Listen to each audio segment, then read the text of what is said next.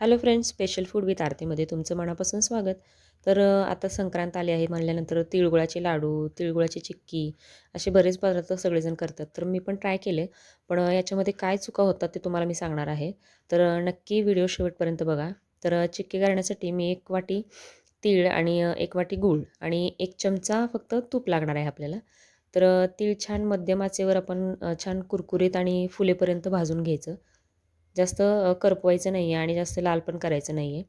आणि तीळ भाजून घेतल्यानंतर त्याच पॅनमध्ये 1 चमचा तूप टाकून त्याच्यामध्ये गूळ टाकायचा आणि गूळ पूर्णपणे मेल्ट करून घ्यायचा. गुळाचा एकदम कडक असा पाक करायचा आहे आपल्याला.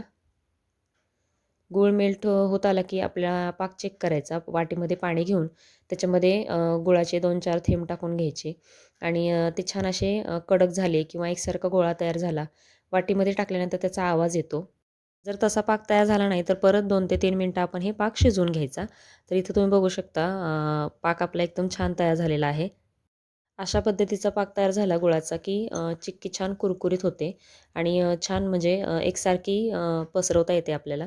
तर अशा पद्धतीने पाक तयार करायचा आणि गॅस बंद केल्यानंतर तीळ जे भाजलेलं आहे आपण, ते तीळ याच्यामध्ये छान मिक्स करून ही प्रोसेस आपल्याला पटकन करायची आहे. म्हणजे जेणेकरून काय होतं, जसं-जसं थंड होत जाईल गूळ, तसं-तसं ते लगेच कडक होण्यासाठी म्हणजे कडक व्हायला सुरुवात होते. आता चिक्की करताना माझ्याकडून कोणती चूक झाली, तर मी पोळपाट जे आहे त्याच्यावर तूप लावलेलं आहे. तर मला वाटलं की पोळपाटचा सरफेस जो आहे तो छान असा गुळगुळीत होता, तर त्याच्यावरती चिक्की छान म्हणजे निघेल. तर तसं तुम्ही अजिबात करू नका. ह्या पोळपाटावरची चिक्की अजिबात निघलेली नाही आहे. तर तुम्ही ताटाला तेल लावून किंवा तूप लावायचं आणि गरमागरमच हे सारण त्याच्यावर पसरवून छान लाटण्याने पसरवायचं. जेवढं आपल्याला पातळ हवं आहे तेवढं आणि गरम-गरम असताना त्याच्या वड्या पाडायच्या किंवा बटर पेपरचा देखील तुम्ही वापर करू शकता. पोळपाटावर अजिबात वड्या करू नका. त्या चिकटून बसतात आणि नंतर त्याचे तुकडे पडतात. आता रेवडी करण्यासाठी पण 1 वाटी तीळ घेऊन छान मिडियम आचेवर खरपूस असं भाजून घ्यायचं. त्यानंतर त्याच्यामध्ये अर्धी वाटी गूळ आणि अर्धी वाटी साखर टाकायची आहे.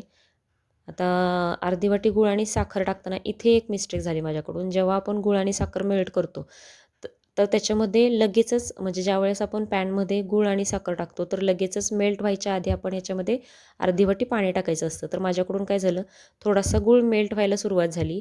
त्यानंतर म्हणजे 2 मिनिटानंतर मी याच्यामध्ये पाणी टाकलं. काय होतं, गूळ मेल्ट झाला की साखर त्याच्यामध्ये म्हणजे लगेच वितळत नाही.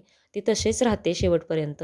सो म्हणजे ही गोष्ट तुम्ही लक्षात घ्या, की ज्यावेळेस आपण पॅनमध्ये गूळ आणि साखर एकत्र टाकतो, लगेचच त्याच्यामध्ये अर्धी वाटी पाणी टाका. मी पाणी टाकण्यासाठी वेळ केला त्यामुळे माझा पाक इथं म्हणजे व्यवस्थित तयार नाही झाला. साखर थोडीशी तशीच राहिली. साखर थोडीशी तशीच राहिल्यामुळं आपण जेव्हा त्याला म्हणजे जो पाक तयार करतो, तो नीटसा आपल्याला शेवटी तो कडक होत नाही. जी आपली रेवडी आहे ती थोडीशी सॉफ्टच राहते. इथं बघू शकता तुम्ही गुळाचा म्हणजे गूळ व्यवस्थित मेल्ट झाला, पण साखर कुठेतरी मध्येच कुठेतरी राहिलेली आहे. तर नंतर माझ्या लक्षात आलं, की माझ्याकडून काय चूक झाली. तर इथं गूळ व्यवस्थित मेल्ट झाल्यामुळं गुळाचा पाक व्यवस्थित तयार झाला, पण साखर कुठे-कुठे मध्ये-मध्ये दिसते. त्याच्यामुळे ते चिकटतोय हाताला आणि ताटाला पण चिकटते. तर आता तरी पण मी ट्राय केलं. तरी पण मी गुळाचं जे आपल्याला रेवडी करायची ती पद्धत तुम्हाला दाखवते मी. तर इथं म्हणजे थोडंसं कोमट असतानाच आपल्याला ती जी गुळाचा पाक आहे तो हातात उचलून थोडंसं हाताला तूप लावून घ्यायचं आणि अशा पद्धतीने छान एकदम पांढरं होईपर्यंत आपल्याला याला म्हणजे अशा प्रकारे स्ट्रेच करून अशा पद्धतीने आपल्याला याची वडीसाठीचं हे बेस तयार करून घ्यायचा आहे. आणि आता इथं जशी तुम्हाला वडी पाहिजे म्हणजे जसे तुकडे छोटे-छोटे किंवा मोठ्या वड्या पाहिजेत तसे तुम्ही याच्या सुरीच्या साहाय्याने तुम्ही वड्या करून त्या तिळामध्ये मिक्स करून छान घोळून घ्यायच्यात आणि इथे बघू शकता तुम्ही चिकटतायत त्या. कारण ज्यावेळेस आपली साखर मेल्ट छान होते ना, तर अशा सुरीला चिकटत नाही जास्त आणि नंतर जेव्हा ते थंड होतात तेव्हा छान कुरकुरीत वड्या तयार होतात त्याच्या. तर वडी आणि रेवडी करताना ह्या ज्या म्हणजे चिक्की आणि रेवडी करताना ह्या ज्या चुका होतात छोट्या-छोट्या, तर त्या तुम्ही लक्षात ठेवा. म्हणजे आपले जे पदार्थ आहेत ते नक्की कुरकुरीत होतील.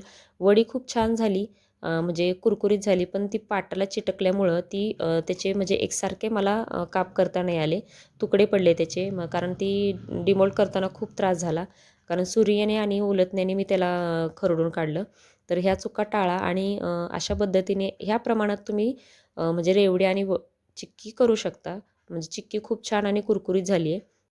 तर रेसिपी या पद्धतीने तुम्ही ट्राय करू शकता. फक्त ह्या ज्या चुका सांगितल्यात त्या लक्षात ठेवा.